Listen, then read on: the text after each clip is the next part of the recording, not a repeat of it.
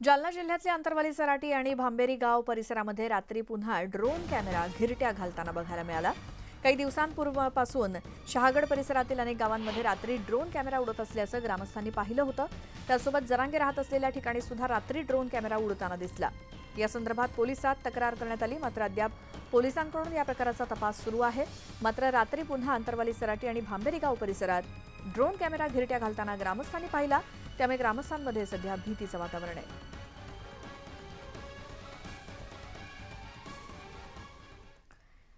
बीड जिल्ह्यामध्ये ड्रोनच्या घिरट्यांनी ग्रामीण भागातील नागरिकांमध्ये सध्या भीतीचं वातावरण आहे।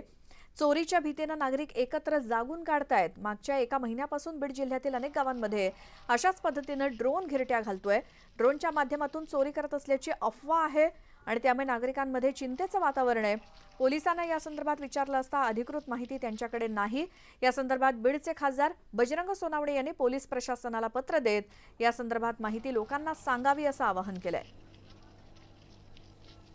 हे ड्रोन सातत्याने आता कंप्लीट 2 महिने झाले की ड्रोन फिरते आणि जे ग्रामीण भागामध्ये हे ड्रोनचा काय प्रकार आहे हे कुणालाच माहिती नाही आहे। ते ड्रोन सारखेच म्हणजे 15-20 मिनिटाला तासाला नाही का गावाच्या वरतून फिरतं।